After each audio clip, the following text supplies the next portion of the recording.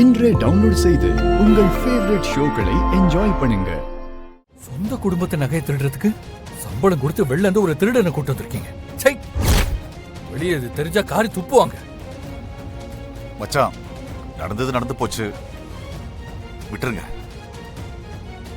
என்னதான் இருந்தாலும் அமராவதி அக்கா இல்லையா?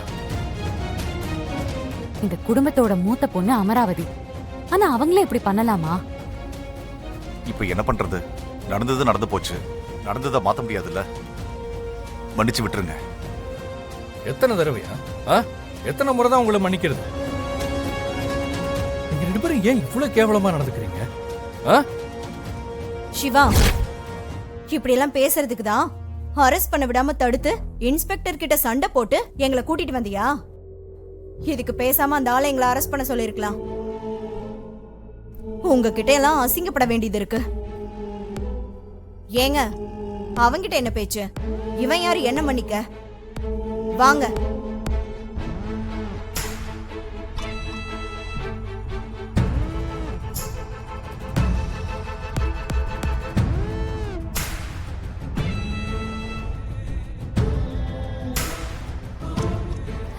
சிவா, நீங்க கோவப்படாதீங்க. இந்த விஷயத்த பெருசு பண்ணாம விட்டுருங்க. ஐயாக்கும் அம்மாக்கும் தெரிஞ்சா தாங்கவே மாட்டாங்க. துளசி, ஒவ்வொரு விஷயத்திலையும் இவங்களை காப்பாத்திக்கிட்டே இருக்கும். இவங்களும் திருந்துற மாதிரியே தெரியல. எனக்கு என்னமோ அப்பாட்ட சொல்றதுதான் சரின்னு படுது. சிவா, இந்த விஷயத்த அவங்க கிட்ட நீங்க சொன்னீங்கன்னா ஜனனியும் மாட்டுவாங்க. எல்லாருமா சேர்ந்து ஜனனிய ஏமாத்தி திருட வந்தவன சித்தப்பான்னு சொல்ல வச்சிருக்காங்க. அந்த பொண்ணு என்ன ஏதுன்னு தெரியாமலே என் சித்தப்பா மலேசியால இருந்து வந்திருக்காருன்னு சொல்லி இதுல மாட்டிக்கிட்டா. ஐயாக்கும் அம்மாக்கும் தெரிஞ்சா முத பிரச்சனை ஜனனிக்கு தான். தயவு செஞ்சு இதோட விட்டுருங்க. இனிமே இப்படி நடக்காம பாத்துக்கலாம் ப்ளீஸ். இங்க வந்திருந்தானே லாக்கர் மாசலாமணி, உன் சித்தப்பனா அவன்? சொல்லு, உன் சித்தப்பனா அவன்? ஆமா, என் சித்தப்பா தான்.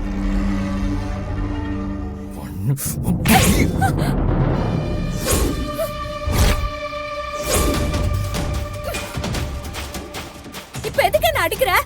தப்புதான், உன்னை அடிச்சிருக்க கூடாது, உன்னை கொல்லணும். எவனோ ஒரு திருட்டு பையில கூட்டிட்டு வந்து சித்தப்பான்னு பொய் சொல்றீங்க. அவன் எதுக்கு வந்தாலும் உனக்கு தெரியுமா? சொல்லு, தெரியுமா உனக்கு? ஆமா தெரியும். என்னடி தெரியும்? சொல்லு, என்ன தெரியும்? அவரு துளசியை இந்த வீட்டை விட்டு அனுப்புறதுக்காக தான் வந்திருக்காரு. அவர் யார் தெரியுமா? எவ்வளவு பெரிய ஆள் தெரியுமா? அவர் ஒரு பெரிய மேதை. பிரிஞ்சு இருக்கிறவங்கள சேர்த்து வைக்கிறது, சேர்ந்து இருக்கிறவங்கள பிரிச்சு வைக்கிறது, குடும்பத்தை உடைக்கிறது, உடைஞ்ச குடும்பத்தை சேர்த்து வைக்கிறதுன்னு இதுல எல்லாம் அவரு வேற லெவல்.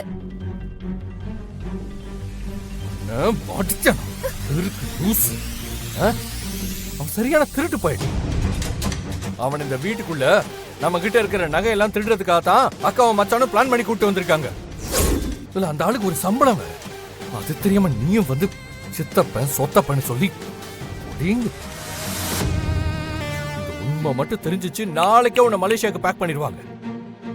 துளசி வேணான்னு சொன்னனாலதான் இப்போ உன்னை விடுற. இல்ல இல்ல, போய் சொல்லாத. அவர் ஒன்னும் திருடலாம் வரல. அவரை பார்த்தா அப்படியா இருக்கு? அவரு ஒரு பெரிய மகான். வேணா, இதுக்கு மேல என்ன டென்ஷன் பண்ணாத. எக்கு தப்பா நடந்துரும் சொல்லிட்டேன்.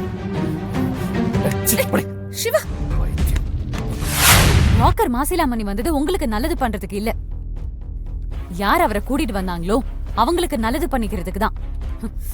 யார் என்ன சொன்னாலும் நீங்க யோசிக்காம கேட்டுப்பீங்களா? முதல்ல எதுக்காக சொல்றாங்க, ஏன் சொல்றாங்க, இதோட பின்விளைவு என்னவா இருக்கும், சிவா என்ன நினைப்பாரு, அத்தை மாமா என்ன நினைப்பாங்க, இதெல்லாம் நீங்க யோசிக்கவே மாட்டீங்களா? நீ என்ன நினைப்பன்னு நல்லாவே தெரியும். அவங்க என்ன வேணாலும் நினைச்சிட்டு போட்டும். என்னையும் சிவாவையும் பிரிக்கிறதுக்காக தானே நீ இதெல்லாம் பண்ணிட்டு இருக்க. இங்க பாருங்க ஜனனி, திரும்ப திரும்ப முட்டாள் மாதிரி பேசாதீங்க. இந்த குடும்பத்துல யார் நல்லவங்க யார் கெட்டவங்கன்னு முதல்ல நீங்க புரிஞ்சுக்க முயற்சி பண்ணுங்க. ஜனனி ப்ளீஸ், நான் உங்ககிட்ட பல முறை சொல்லிட்டேன். நீங்க என்ன நம்பலனாலும் பரவாயில்ல, சிவாவை நம்புங்க. அவரு ரொம்ப நல்லவரு. அவருக்கு உங்களை ரொம்ப பிடிக்கும். இவ்ளோ பிரச்சனைக்கு பிறகும் உங்களுக்காக மட்டும்தான் அவர் யோசிக்கிறாரு. தயவு செஞ்சு அவர் வெறுக்கிற மாதிரி நடந்துக்காதீங்க. சரிதான், என்னை விட சிவாக்கு உன்னதான் ரொம்ப பிடிக்கும்ல. உனக்கு சொன்னா புரியவே புரியாதா? நீ கொஞ்சம் ஏமாந்தாலும் இந்த வீட்ல இருக்கிறவங்க உன்னை அனுப்பிடுவாங்க. தயவு செஞ்சு கொஞ்சம் பொறுமையா இரு. எல்லாத்துக்கும் எடுத்தெறிஞ்சு பேசுறது வாழ்க்கையே இல்ல. கொஞ்சம் பொறுமையா இருக்கணும், விட்டு கொடுக்கணும். என்ன நடக்குதுன்னு கொஞ்சம் கவனியே. யார் எப்படி இருந்தாலும் நாம சரியா இருக்கணும் ஜனனி. நேர்மையா இருக்கணும். என்னைக்கும் பொய் சொல்லக்கூடாது. விட்டா எல்லா விஷயத்தையும் சொல்லி ஜனனியை மாத்திருப்பா போல இருக்கே. தயவு செஞ்சு கொஞ்சம் நல்லா யோசி. நீ எதுவுமே பண்ண வேண்டாம். சிவாவை நம்பு. சிவாக்காக வாழ. எது பண்ணாலும் நீ சிவா கிட்ட டிஸ்கஸ் பண்ணு. சிவாக்கு தெரியாம இனிமே நீ எதுவுமே பண்ணாத. அது தப்பாயிடும் ஜனனி.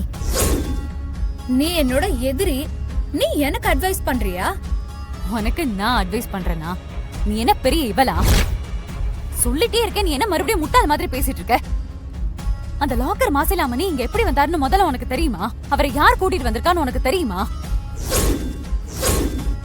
அவருக்கு எவ்வளவு சம்பளம் கொடுத்திருக்காங்கன்னு உனக்கு தெரியுமா? பஞ்சாயத்து தலைவியா பதவி ஏத்த அன்னைக்கே போலீஸ் அரெஸ்ட் பண்ண போறாங்க அவளை. அது ஒரு சாதனை இல்லையா? பதவி ஏத்த அன்னைக்கே லஞ்சம் வாங்கி அரெஸ்ட் ஆகி ஜெயிலுக்கு போறத காட்டிலும் வேறு என்ன சாதனை இருக்க போது? என்னமா சொல்ற? அந்த துளசி லஞ்சம்லாம் வாங்க மாட்டா. அவ பதவிய பயன்படுத்த தெரியாத முட்டாள். ரம்யா, நீ பேசாத. அத்த, தெளிவா சொல்லுங்க. நல்ல விஷயம் சொல்றீங்க, தெளிவா சொன்னா தானே நல்லா இருக்கும். எல்லா ஏற்பாடும் பண்ணியாச்சு. ராஜசேகர், நீயே சொல்லு.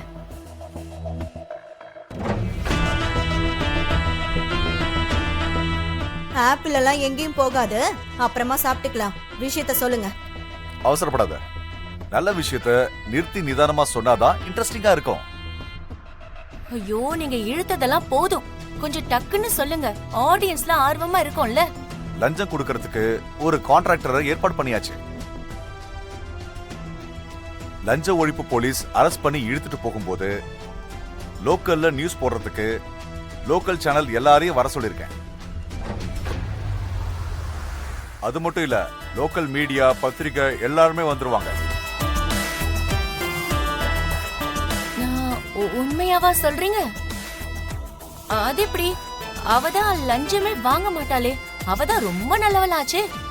அவ எப்படி லஞ்சம் வாங்குவா?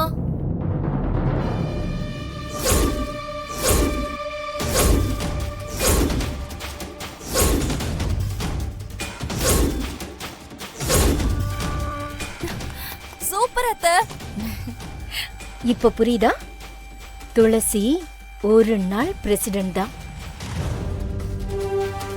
அம்மா, ஒரு நாள் கூட இல்லம்மா, ஒரு மணி நேரம் பிரசிடென்ட். ஆமா.